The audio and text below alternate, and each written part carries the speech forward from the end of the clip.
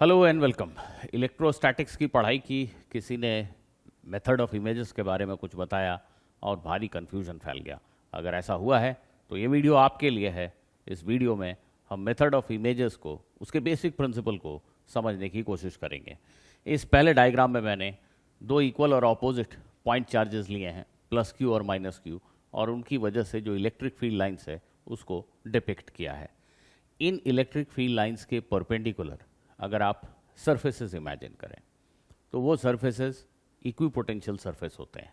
अगर आप electric field के परपेंडिकुलर डायरेक्शन में हमेशा चलते रहेंगे तो पोटेंशियल नहीं बदलेगा, और जिस सरफेस पे आप चलेंगे उस पूरे सरफेस का एक ही पोटेंशियल होगा।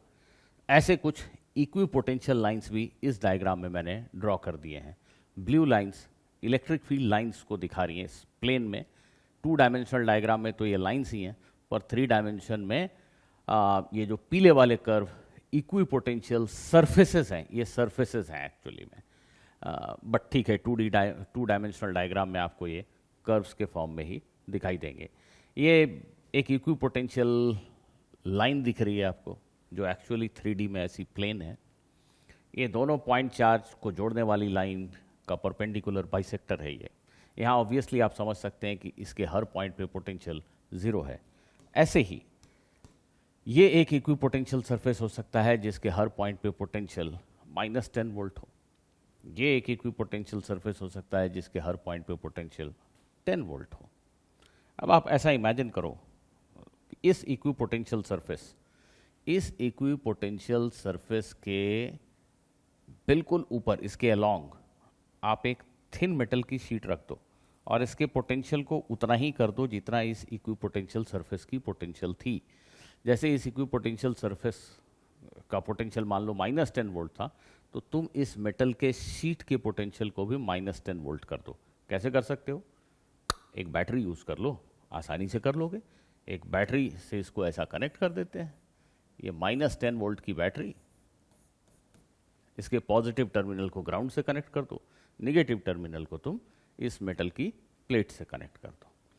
ये जो मेटल की प्लेट है, मेटल की प्लेट की एक आदत है कि उसके आसपास कहीं भी कैसे भी चार्जेस रख दो, उस मेटल के प्लेट के सरफेस के बिल्कुल पास में फील्ड लाइन सरफेस के नॉर्मल ही होती है, जो कि यहाँ पर है। अगर आप ऑलरेडी देखें ये ब्लू फील्ड लाइंस, ये मैंने कहा इक्विपोटेंशियल सरफेसेस के नॉर्मल है। तो अगर आप इस मेटल की शीट को यहाँ 1 मिनट के लिए इमेजिन करो, जस्ट इमेजिन करो, और ऐसा सोचो कि ये निगेटिव चार्ज अब नहीं है, इसको हटा लेते हैं। इसको 1 मिनट हटा लीजिए आप। तो ये मेटल के सरफेस पे पॉजिटिव चार्ज की वजह से चार्जेस इंड्यूस होंगे, बिल्कुल होंगे। लेकिन फील्ड लाइंस में कोई बदलाव होगा क्या? आंसर है नहीं होगा। इधर इस मेटल सरफेस के राइट साइड में फील्ड लाइन जैसी दिख रही हैं वैसी की वैसी ही रह जाएंगी। क्यों? क्योंकि हमने प्रैक्टिकली कहाँ कुछ बदला। इस सरफेस के ऊपर हर पॉइंट पे पोटेंशियल -10 वोल्ट था। हमने मेटल की एक चादर रख दी और पोटेंशियल को -10 वोल्ट ही रखा है। अभी भी यहाँ हर पॉइंट पे पोटेंशियल -10 वोल्ट ही है। तो even if I remove this charge, इस चार्ज को हटाने के बाद भी यहाँ हर जगह पोटेंशियल -10 वोल्ट ही है, और यहाँ से निकलने वाली फील्ड लाइंस जो इस मेटल के सरफेस को हिट करेंगी वो उसको नॉर्मली ही हिट करेंगी। दैट मीन्स फील्ड लाइन के पैटर्न में इस तरफ कोई बदलाव होता हुआ नहीं दिखेगा हमें, और इधर जो इक्विपोटेंशियल सरफेसेस जैसी थी वैसी की वैसी ही रहेंगी। इनफैक्ट अच्छा होगा कि अगर हम इमेजिन करें कि ये मेटल के सरफेस को आपने क्लोज ही कर दिया।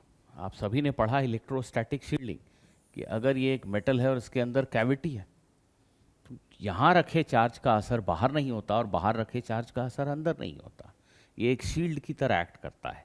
तो अगर आपने इसको ऐसा क्लोज कर दिया तो इस चार्ज का असर अंदर नहीं है, और अगर अंदर कुछ है तो उसका असर बाहर नहीं होगा। इनफैक्ट हम ऐसा करते हैं कि इसको पूरा सॉलिड मेटल का कंडक्टर का एक ब्लॉक मान लेते हैं। ये नेगेटिव चार्ज नहीं है ऑफ कोर्स, ये पूरा सॉलिड मेटल का एक ऑब्जेक्ट है, उसके सामने ये +Q चार्ज रखा हुआ है। अगर ऐसा रखें तो यहाँ इस सरफेस के राइट साइड में फील्ड लाइंस वैसी ही रहेंगी जैसी ये +Q और -Q चार्ज की प्रेजेंस में थी। इस सरफेस का पोटेंशियल वैसा ही रहेगा जैसा ये प्लस क्यू और माइनस क्यू चार्ज की प्रेजेंस में था जब मेटल नहीं था, तो बाकी हर जगह भी कोई बदलाव नहीं होगा। इलेक्ट्रोस्टैटिक्स में एक थ्योरम होता है, यूनिकनेस थ्योरम।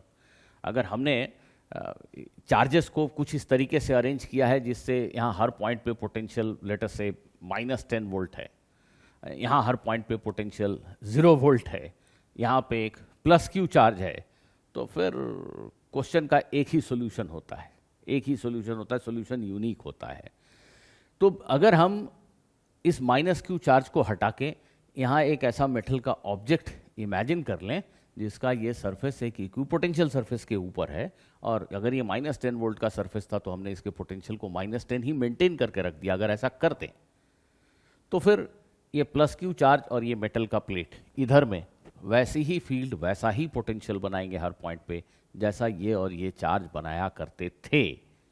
तो व्हाट इट मीन्स इज, अगली बार से जब मुझसे ऐसा क्वेश्चन पूछा जाएगा कि ये पॉइंट चार्ज है, इसके सामने ऐसा एक मेटल का ऑब्जेक्ट रख दिया, बताओ भाई कि यहाँ पे पोटेंशियल क्या है, बताओ भाई यहाँ पे फील्ड क्या है, तो इस क्वेश्चन का आंसर देने के लिए हम इस मेटल के ऑब्जेक्ट को हटा करके यहाँ पे एक माइनस क्यू चार्ज इमेजिन कर सकते हैं।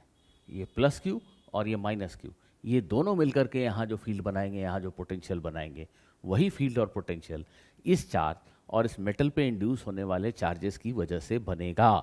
तो एक तरह से जो बहुत ही कॉम्प्लिकेटेड सा क्वेश्चन दिख रहा था वो सिंपल हो जाएगा, लेकिन इतना भी सिंपल नहीं है। इस माइनस क्यू चार्ज की पोजीशन को लोकेट करना, एग्जैक्टली लोकेट करना हर केस में आसान नहीं होने वाला है। बट ये तय है कि अगर ऐसा कोई मेटल का ऑब्जेक्ट है, इसके सामने एक प्लस क्यू चार्ज रखा है, तो एक माइनस क्यू चार्ज कहीं ना कहीं तो इमेजिन किया जा सकता है जो बिल्कुल वैसा ही इफेक्ट प्रोड्यूस करेगा इसके राइट साइड में जो मेटल के एब्सेंस में होता है, मेटल की प्रेजेंस में होता है। कुछ केसेस में इस पॉइंट चार्ज को लोकेट करना आसान हो सकता है। इस चार्ज को हम इमेज चार्ज कहते हैं। अगर आपने इस चार्ज की पोजीशन किसी भी तरीके से पता कर ली तो आप फिर इस मेटल को हटा के और सोच सकते हैं कि system is equivalent to this plus Q and this minus Q charge. अगर कोई आपसे पूछे कि ये प्लस क्यू चार्ज इस मेटल के ऊपर कितना बड़ा अट्रैक्टिव फोर्स लगा रहा है, तो फोर्स जानने के लिए भी आप इन दोनों चार्जेस के बीच के फोर्स को अगर लिख देते हैं तो बात बन जाती है। ये है बेसिक कॉन्सेप्ट।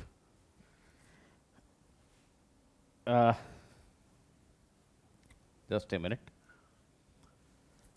अब आप एक सिचुएशन इमेजिन कीजिए जिसमें